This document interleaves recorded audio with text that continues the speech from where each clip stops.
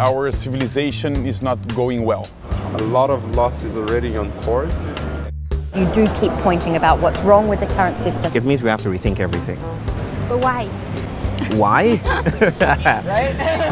Background comes from life itself. Open up our curiosity even. Ele é uma mudança dos sujeitos que têm o direito a imaginar, né? Looking at the individual as multidimensional. That our nature is to flourish, our nature is to blossom, to be as great as we can.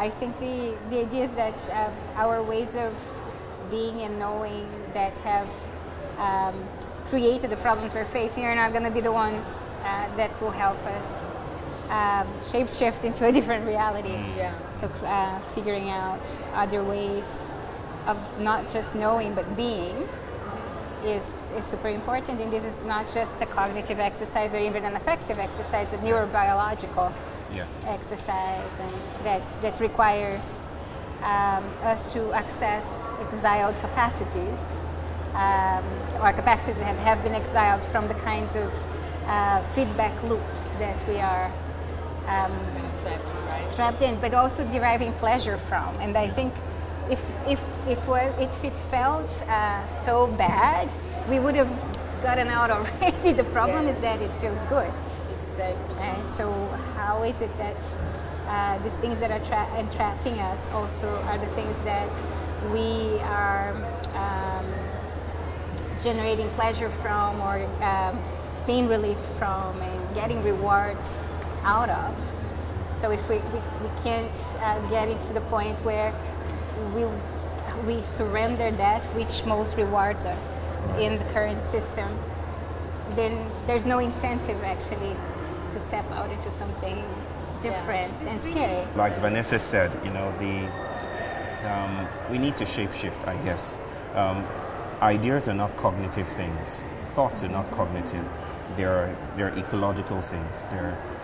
The topographical shifts need to happen for new thoughts to emerge. So it's all about getting our words, the syntax together. You know, all we need to do is just put it together. But it doesn't work like that.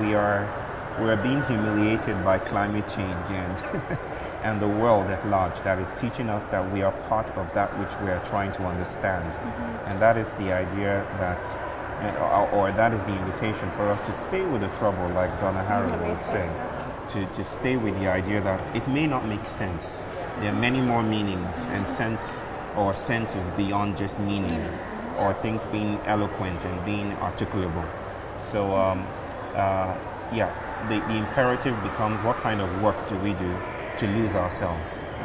What is worth doing when there's no more hope, or when we can go beyond just making sense of things in some linear fashion? Can you tell us a little bit more about the 99 census idea that you were explaining over lunch? It was a community of women in Uluru in Australia that set, as part of a project called Through Other Eyes with my team. And they said the problems that we're having are related to numb senses that we have. So again, exiled capacities, whereby we believe we only have 5 senses, but we have actually 99, and 99 meaning unlimited. But making sense is one of these senses. But it's making sense came to overcode all the other senses, and to a point where we can only sense what makes sense in meaning. So this obsession with meaning, and then meaning and conviction as the grounds for change or for progress or human evolution is grounded in a specific culture. And maybe it has given us the gifts, but also created a lot of problems, both in terms of its restrictive capacity to, especially in terms of relationships, right? How we relate to the world, but also in terms of how we sense this separation between humans and nature. We don't, with the idea of 99 senses, we are nature. There's no man in nature. It's everything is one thing. It's a bigger metabolism. It's not a static thing. We are part of it. It's part of us. And if it's sick, if it's getting stuck or having a big constipation, we are all sick. Right? It's being reflected in each one of us. So the idea of unnumbing or reactivating senses that have been numbed by our obsession with meaning and with words and with the idea that convictions change behavior means understanding that the problems we have are not informational problems. They are problems of a habit of being. And to change habits of being, we need to understand intellectual economies, affective economies, and relational economies, so that we can lose the satisfaction we have with what these economies give us. And in that sense, disinvest in it in order to be able to open up our curiosity even, right? And the possibility of wanting something else, or imagining, imagining the unimaginable. Why do you get? Why did we get addicted to this sense specifically in your idea? I think partly it's an exercise in trying to control and predict things, thinking that by articulating, by seeing language as something that indexes the world, we can actually progress into a teleology and get somewhere from A to B. Security, So in modernity, the ontological security we have is one that is grounded on certainties, right? So, but in this, being gets reduced to knowing, and then life gets reduced to meaning. So if we are reducing this to these things, obviously there are things, we are in excess of these things, but we don't notice even what we are that is more than knowing and meaning. And in that sense, it's our inability or our fear of dealing with unknowability, not just the unknown. Unknown is like not yet known, but there are things that are unknowable, and they're present and tangible. And for the communities I work with, this is where we actually relate, because the bigger metabolism is unknowable, and it interpolates us in unknowable ways.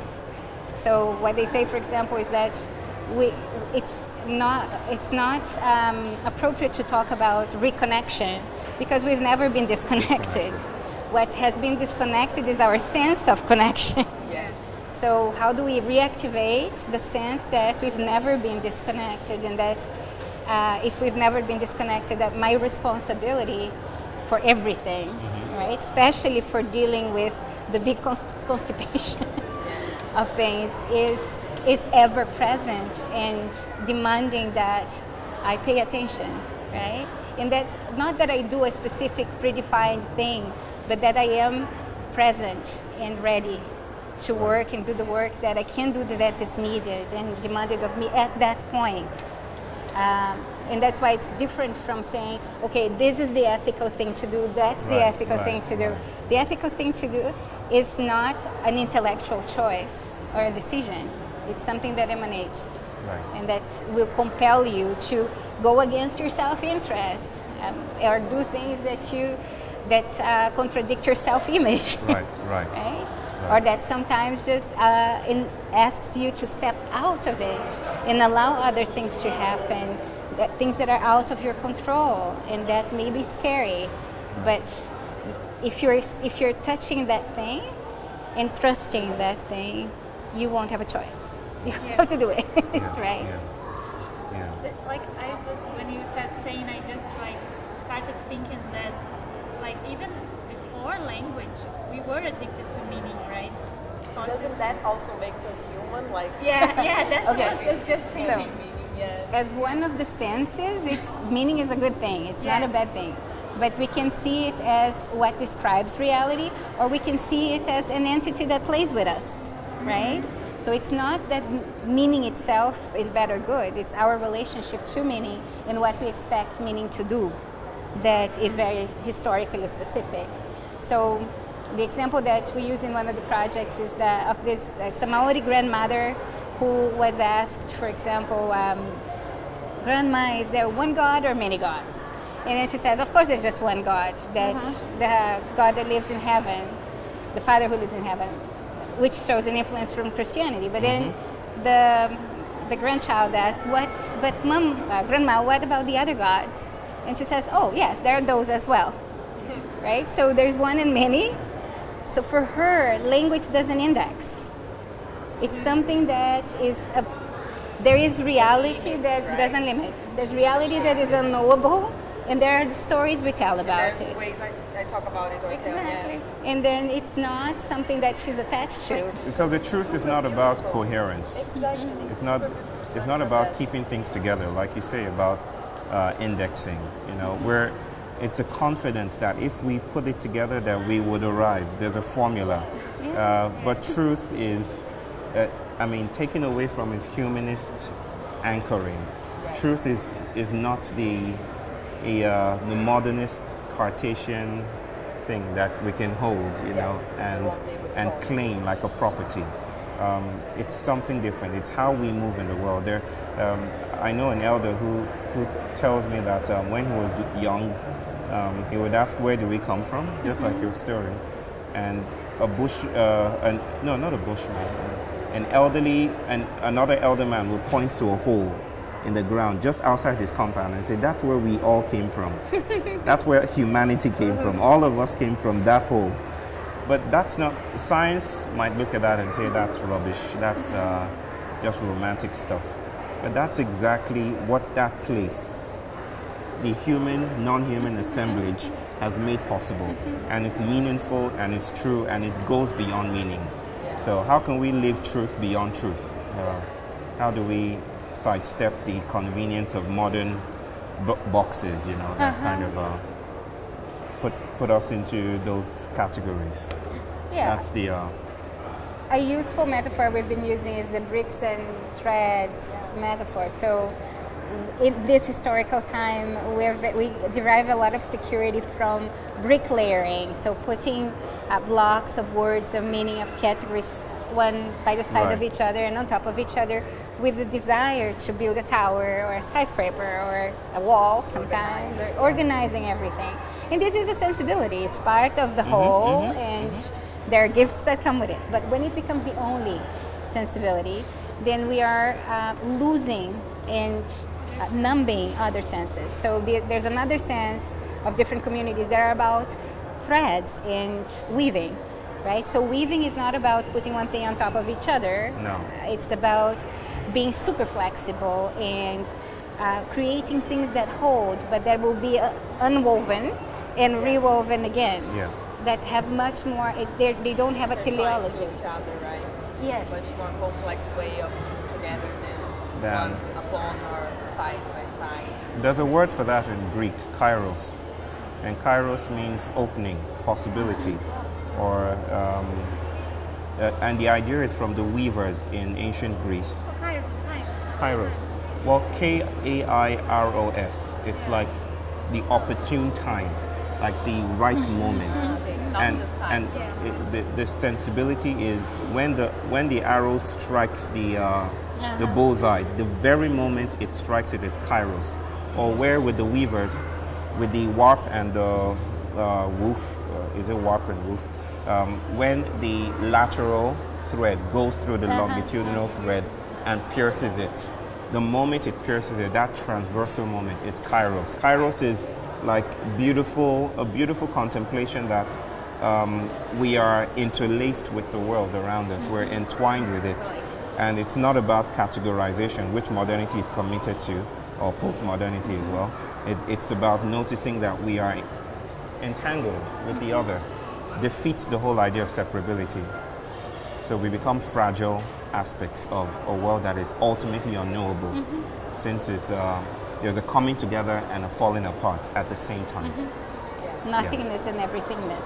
Yes, nothingness is you know, when you were saying that just a while ago, even quantum physics is opening up space for us to notice that the void, in classical physics, it's everything versus the void. And the void is empty, nothing. But now quantum physics is saying it's full of life. There's a lot. Exactly. Virtual particles are there. It's full of life. It's full of experiments. And that's very disturbing. Because what it does to time, for instance, is the past is not past. The past is yet to come. You know, nothingness is full of abundance. There's a co-constitutive process that takes place that materializes humans with the non-human, which is just a fancy way of saying that we are, the separability we thought was intact, that connected us or that distanced us from the world is, like Vanessa is saying, was never the case. We have always been part of the world. Being human, we can only speak from the position that we're in. Yes. You know, so but the idea of shape-shifting, at least for me, is not to re-centralize human processes. It's to notice the ecology, the constellation of bodies that we are always and have always been in touch with. So for me, the idea is to move out, if you will, to move out of our confident epistemologies, our confident ways of knowing in our heads, and build new webs of alliances and intimacy with the world around us, to partner with the earth, to partner with soil and dirt and dying, and to not be so committed to our skills, you know, and our practices of confirming our theories, you know, to notice that there's something outside of it. And I think maybe science isn't doing too much of a good job in arranging that. Performative arts, I've always loved the arts, you know, the way they break us down and compost us, or indigenous realities and practices and hallucinogenic, entheogenic. I wouldn't use hallucinogenic, but because that has a lot of baggage. But entheogenic practices, how they bring us to fall apart, bring us to places where we fall apart. I'm just so committed to the idea of falling apart. At the risk of making that a new brand, it is or it does feel like the ethics of our postmodern times. So one of the cartographies that we use too is the idea of a layered self.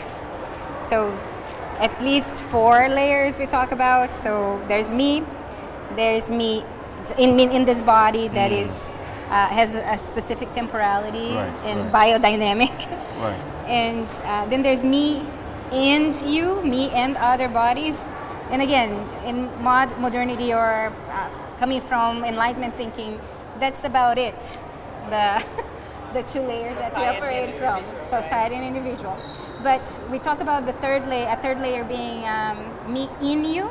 Right. But the you, not just you here, but the you as a wider metabolism consisting of both this planet, more universes, and things like that, with a different temporality where the I doesn't really live only in one organic form and is part of several organic forms and shape shifts all the time. Right. And then there's another layer where there's neither me nor you. It's an us in an I beyond time and beyond form. Right. Which is not beyond in the temporal sense. It's just something that happens in parallel to the other. It's always already here. Right. And that's maybe is the unknowability. Right. The third and fourth layers are scary because they're unknowable. So we don't have language to talk about that. No. And we've been talking about thick language and thin language, and we're used to very thick language that has a break intensity and density and weight. But in the thread sensibility, we can see that language is much more flexible and plays with us. So aesthetic experiences that take us to the unknowable and to a place of the void that is everything. Open up cracks in the bricks, and through the cracks is that this air comes in, light comes in, life comes in. So the art can work like that when not instrumentalized for the bricks, right? For confirming, affirming, validating. Narrative or a story. Right. We call it in the project sausagization. If it doesn't become a sausage that is then used for consumption, right? That then just appeases our desires to consume. Right. So if we can work with artistic spaces where this process of sausagization is not a colonial force in that space, I agree that a lot can be nurtured in terms of the cracks, right? In terms of what's coming up. Right. Unfortunately, it's difficult to for funded artistic forms to be able to operate in that way, because the expectations placed upon art at this point by many financial agencies and bodies committed to financial objectives, that changes things for the art. On the other hand, there are cracks even in that. And what is possible is beyond what is expected, right? There are adjacent possibilities there everywhere, I think. The tool never stays faithful, you know, to the master long enough. Eventually it will break apart. And you know, listening to you talk about thin language, the Celtic spiritualities speak about thin places, you know, maybe cracks in the world where things are, where the divine presses so closely in the mundane that we cannot divide them any longer. And I think in a sense, you know, whether it's art, whether it's performed art, whether it's sponsored art, whether it's art in Chevron or UNESCO, or sometimes the cracks do appear. Thin places spontaneously appear in places, and we don't know how to track how they appear. So this does bring us to a place where we feel a need to recommit ourselves to the ordinary, like the ordinary around us. Like clowning, how could clowning be a response to climate change? Or how could mothering or cooking be, and it, you know, in the usual scheme of things, that might be, oh, that doesn't add anything at all. That's cosmically insignificant to cook. How does that respond to Bolsonaro, you know? How is that a response to Trump or fascism or nationalism? But in losing our commitments to the threads of Cartesian distance, you know, the idea that only when it's articulated, indexed, and tested empirically and prototyped is it likely to make a dent in the world. If we lose our commitment to that, then we notice that everything is reworlding the world, even the ordinary. The simple is reworlding the world. This interview right now is remaking the universe. So my activism, for instance, is singing to my daughter at night. It's important that I tell her how much I love her by carrying her, no matter how big she's getting. She's 5 years old now, and singing to her, or working with her, taking walks with her by night and pointing to the stars and saying, those are your ancestors, you know, and you're listening. They're always close. Remember that. They're always close. That's activism, and that's shape-shifting. It may not appear with me. It may not have consequences that I can detect with me right now, but our work is intergenerational. So even death opens us up to new possibilities, and then, so yeah, just leave it at that. It's very beautiful.